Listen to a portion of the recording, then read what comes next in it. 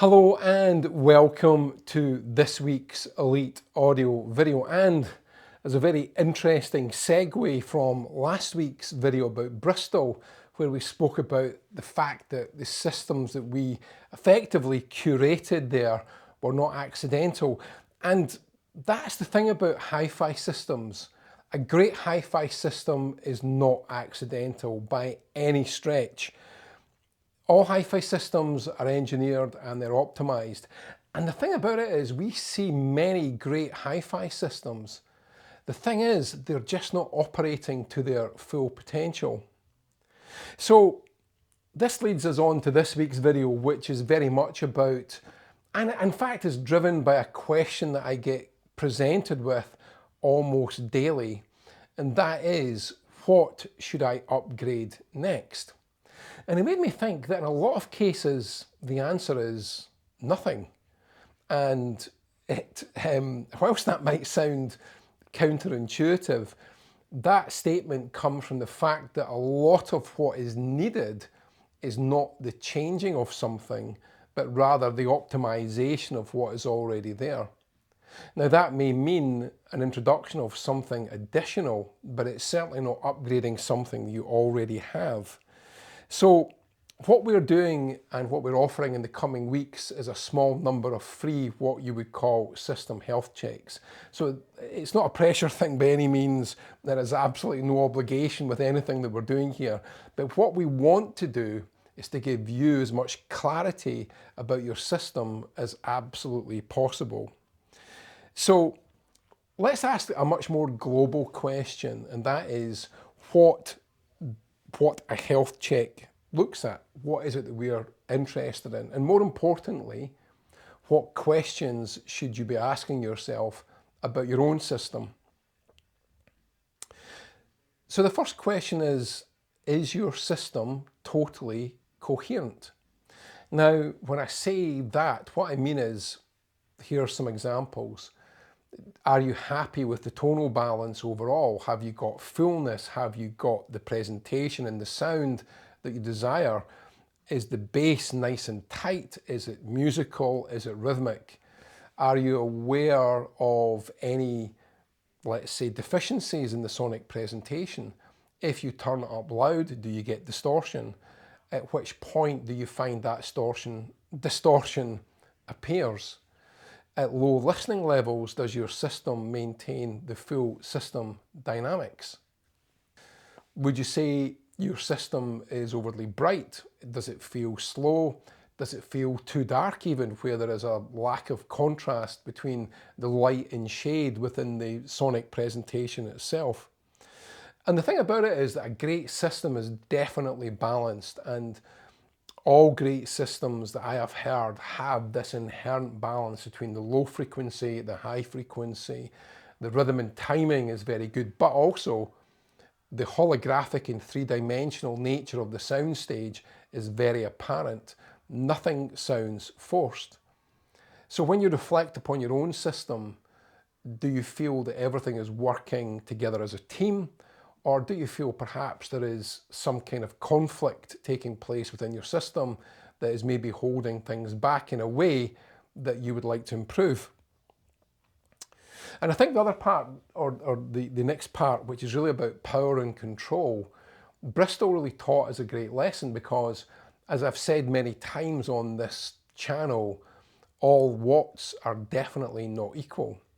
And a particularly stated or claimed power output, say into 8 ohms, doesn't always reflect what you hear when you are starting to, and I'll use the word, stress the system. So you play a very demanding track, something that's got large transients which are going to give big or immediately large necessary current demands on the amplifier to allow your loudspeakers to play the sound pressure levels that the volume setting on the amplifier is dictating. And again, this is where dynamic headroom becomes apparent. Is the bass grip at that point solid? Do you find it perhaps becomes, a bit, and I'll use the word lumpy, it's a very well-known audio expression, but the bass can start to sound bloated or simply out of control, or it loses cohesion with what else you're hearing. And this is all about understanding the current delivery and, as I said already, the dynamic headroom of your system in general. And again, to reiterate, not all watts are definitely equal. Another aspect of a system is loudspeaker positioning. And whilst you may think that making small changes don't have a large impact, if you could visually see the direction of the sound waves leaving your loudspeakers, you would suddenly realise that making small changes at the speaker end will have large and significant impacts in your listening position. Because if you think about perhaps the first reflection point in your loudspeakers, if you change the rotation of that speaker even by something as small as, let's say, 2 or 3 degrees, that is then exaggerated depending on how far away you are from that first reflection point. So it hits your wall, then comes towards you, it may hit the wall again to the left of you before finally arriving at the listening position. So simply by, say, rotating the speaker further clockwise, beg your pardon, let's say the left-hand speaker, rotating that clockwise, that means that the first reflection point is pushed further back. That will then change where that sound is reflected in the listening position. Imagine it as a snooker ball and a snooker table. When it hits one cushion, it then, depending on its approach angle, that angle is then mirrored exactly when it bounces off that cushion and heads off in another direction. Imagine the cushions as the walls in your house, and then think about how those small changes impact on those angles of direction. And this is where you can fine tune your system in terms of loudspeaker positioning to maximize the sound that you hear in the listening position itself. So, small changes there can make a very big difference. But here's the thing. Some of the biggest changes that can be brought is around the system infrastructure. And I have a great example of that, a story actually that is as fresh as today, and a conversation I had on the telephone earlier with a client. Now, this client bought the bulk of his system from us, and he'd approached to say that, the very obvious question that I highlighted at the start of the video: what should I upgrade next? And my answer was simply nothing, but there are ways that we can tune and optimize what you already have. So based on his system and based on what he's hearing and what he wanted to improve, I recommended the introduction of less loss firewall for loudspeakers. Now, I've done a video on these already, and I've got to say they are one of our biggest selling, I'll use the word system upgrades, because you're not upgrading a component, you're upgrading the system in its entirety, because what you hear is reflective of everything that you put into that in the first place. The technology that is used by Less Loss is very clever, and if you go onto their website, I'll include a link in the video description below so you can actually read for yourself what they do. But interestingly, this client in particular was very open to the idea of trying them, and to reassure him of my own personal belief and confidence in what these devices can do, we gave him a 30-day, no risk, no obligation, money back guarantee, so that if after up to 30 days, if he felt it wasn't giving him the performance gain that his outlay to buy these would warrant, then he can return them. So this morning, I had a conversation. We're getting close to the 30-day period, and this gentleman had called in, and the conversation was fascinating. Now, in this gentleman's particular situation, he currently by wires his main speakers, meaning that the cost of inclusion of these would be higher because he needed a set both for the mid and treble, but also for the bass. In most scenarios, you would require one set of these. So bearing in mind this was double the cost it normally would be, for them to produce a sound, or to improve his system to a level that he felt justified the outlay, they had to be doing something very special. And I'll summarise this in one thing that he told me. I could go into the whole conversation. It was really intriguing and interesting. But he made actually two comments. The first one, which I think is the most impactful, he said that he was listening to his system the other evening, playing a track that he knows very well. And he suddenly realised, and his own words were, I have never heard that track sound so good ever. And when that happens, you find yourself truly emotionally engaged with the sound of what it is that you're hearing. And the other thing that he said was that on extended listening, he realized that what these devices brought to his own particular system, and I'll just quantify that by saying it's not unique to his, and this would apply to other systems, your system, is that on extended listening, he realized there was a richness to the sound, an engagement to the sound, that everything had a balance, and that there's that word again, a balance that made everything sound coherent and, I mean, this is an obvious thing to say, listenable. Of course it should be listenable, but it's interesting how many systems become fatiguing over time.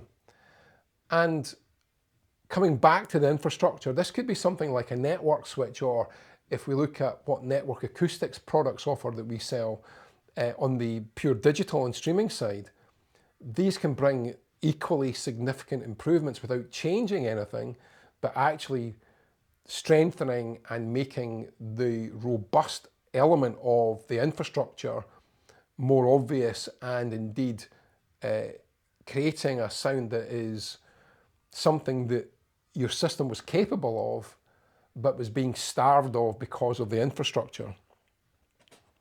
And this is everything, you know, about a system. It could be cabling, mains. This is all about noise floor. It's about clarity without harshness, and about dynamics in a way that rhythm and timing are absolutely perfect.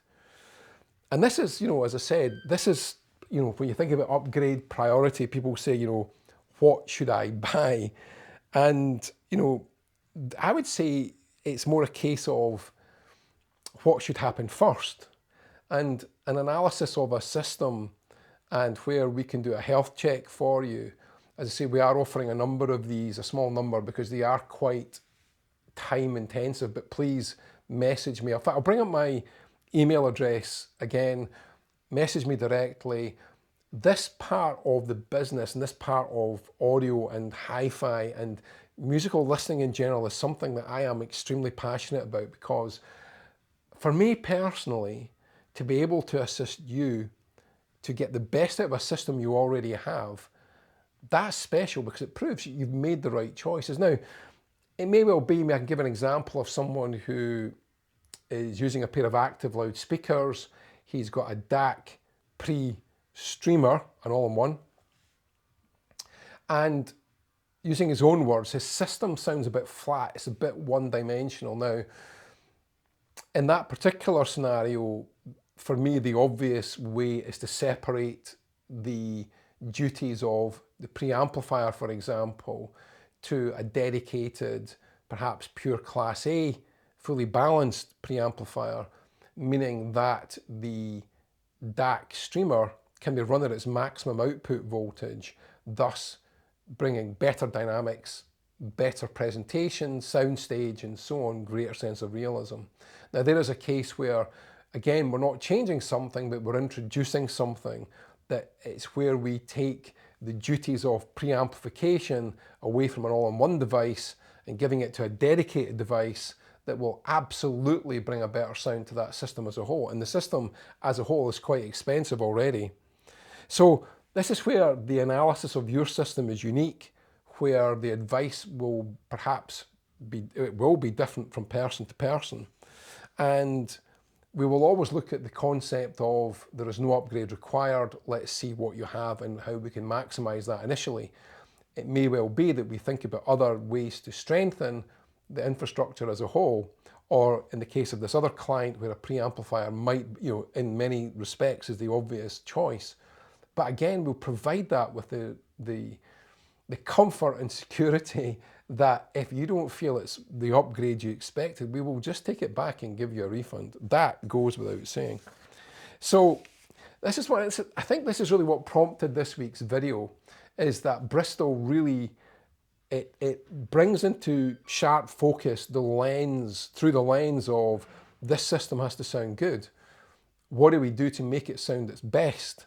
And this is where, you know, in every system that we present at a Hi-Fi show, we take a lot of time and we put a lot of thought into the optimization of that system as a whole. And I want to help you do that. I want to help you look at your system, understand it properly, think about why you get the sound that you get. So what elements are contributing to that? What is it you like about that system? What is it you want to improve? What kind of music do you listen to? Tell me about your room.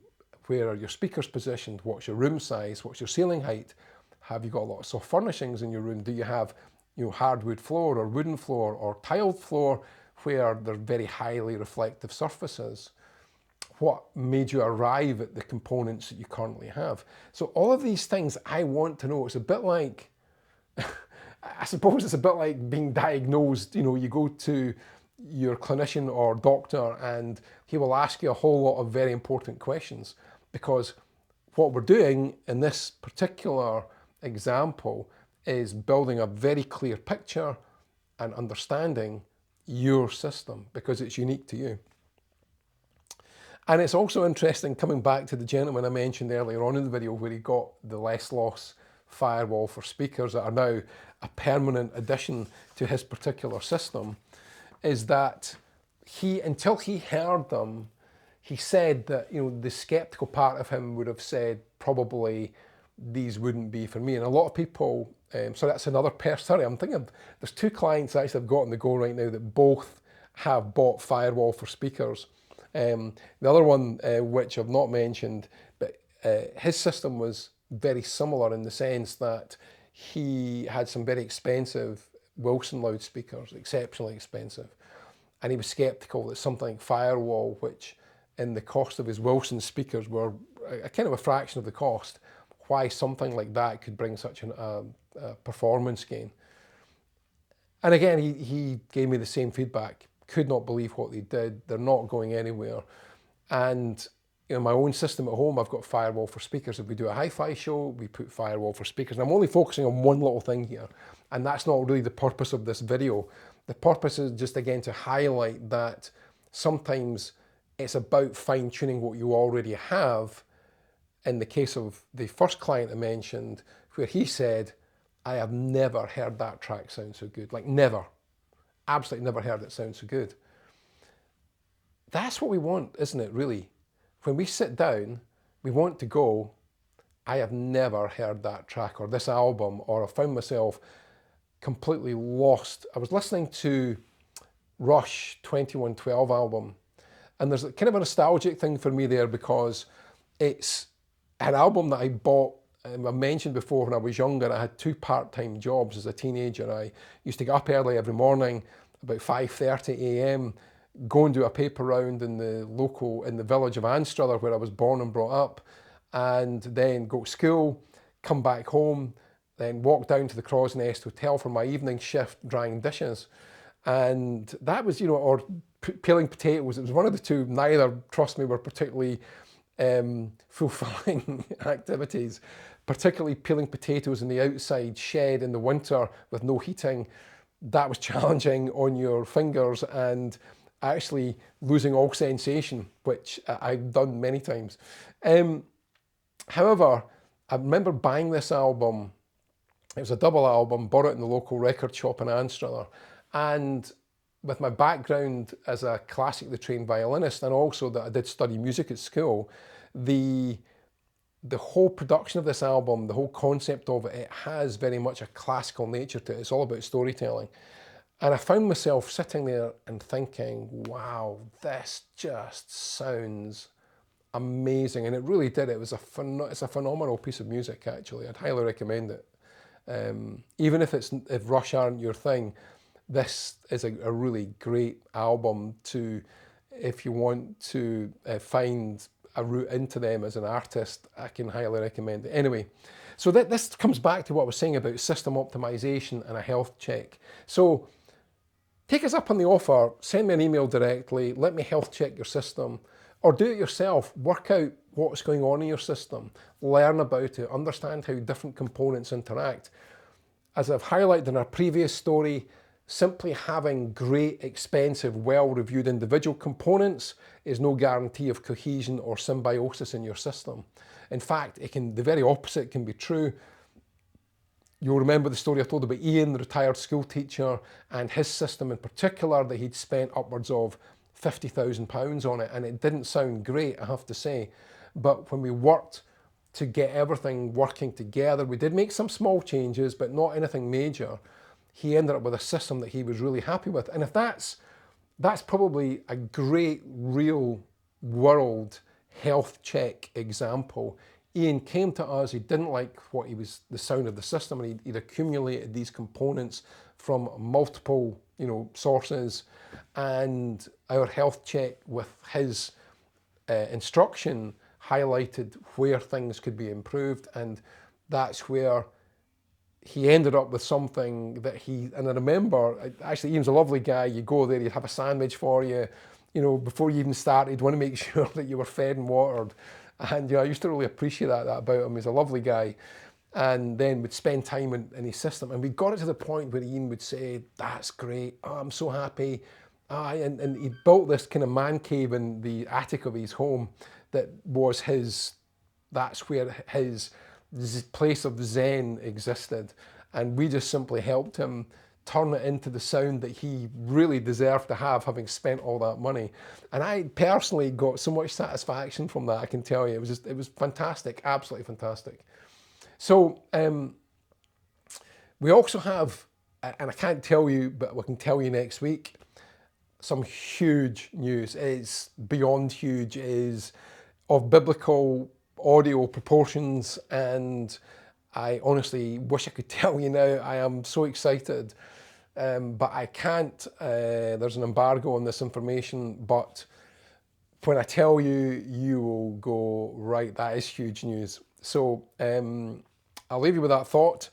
I'll leave you with the thought of your system health check, and invite you to take up the offer of that aforementioned health check, and let's just see where it sits on where it should be. We've got some great videos. I think this year we are planning to deliver some of the best videos we've ever done.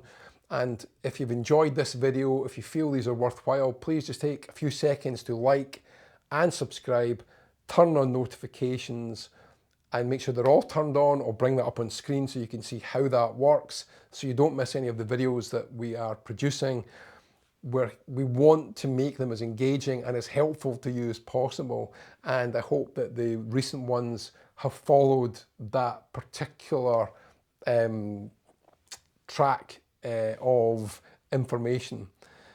I love doing these and knowing that the feedback that I see and I'm told is appreciated, and I love the fact that you take the time to comment and give me that feedback. It genuinely means a huge amount to me. So from me personally, thank you so much for that. It does mean a lot. And as ever, please have a great week listening to music. We've got this big announcement that I should be able to tell you next week. If I can't, I can't, but it will be, if it's not next week, it will be the week after. And until then, please take care.